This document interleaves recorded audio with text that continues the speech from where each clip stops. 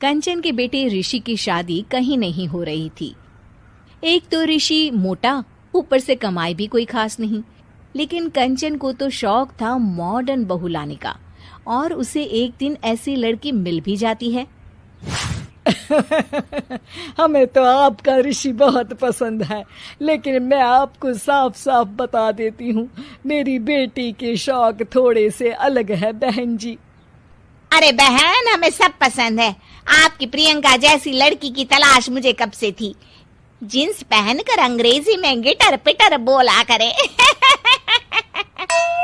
अरे बहन, जरा सुन तो लो, मेरी बेटी के शौक क्या क्या है। अरे नहीं नहीं बहन, बस लड़की को देख लिया तो सब कुछ देख लिया। आप ना शादी की तैयारी करो, और वो जरा सामान की लिस्ट भी दी है ना मैंने। हाँ बहन जी, सारा सामान शादी से एक दिन पहले ही आपके दरवाजे आ जाएगा। मजा आ गया, मजा आ गया। अब तो बस आप शादी की तैयारी करो। प्रियंका के माता पिता के जाने के बाद कंचन का पति उससे कहता है, अरे भाग्यवान, तुम तो कुछ ज्यादा ही जल्दी दिखा रही थी शादी की। अरे बोलने तो देती, लड़की की माँ क्या बोलना चाह रही थी। अरे आप चुप रहिए जी, कुछ पता भी है आपको, बस मुफ्त में बोले जा रहे हैं। मेरी दोस्त शशि की बहू देखी, लंबी पतली और पढ़ी लिखी, हजारों में कमाई और संस्कारी भी। अरे पर जब वो मेरी बहू देखेगी तो जल भुन जाएगी।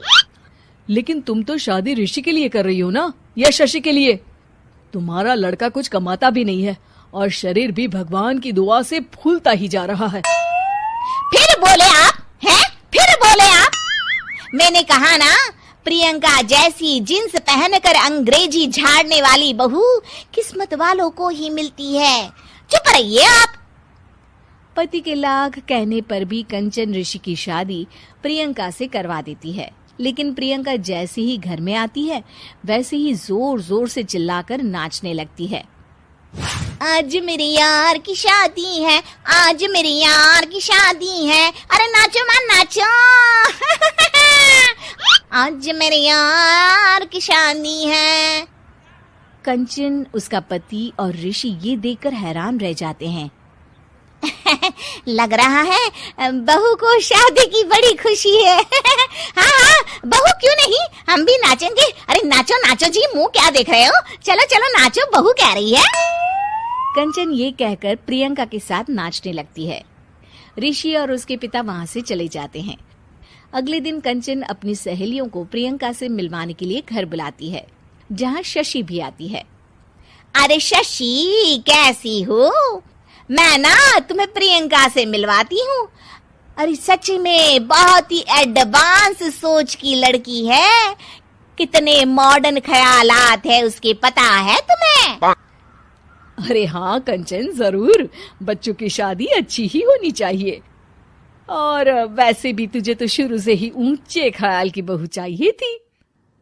तभी कंचन की सहेली कहती है, अरे कंचन, बुलाओ ना प्रियंका को, हम भी मिल ले। अरे बहू प्रियंका, जरा बाहर तो आना। कई बार आवाज देने के बाद भी प्रियंका बाहर नहीं आती है, तो कंचन को बुरा लग जाता है। वो उसे लेकर बाहर आती है, लेकिन ये क्या, प्रियंका लड़खड़ाती हुई बाहर आती है और उसके हाथ में शराब की बोतल होती है। हालांकि शराब पीना स्वास्थ्य के लिए हानिकारक होता है और ये हमारी किडनी के लिए बहुत ही खतरनाक है, लेकिन कंचन की बहू प्रियंका पूरे नशे में होती है।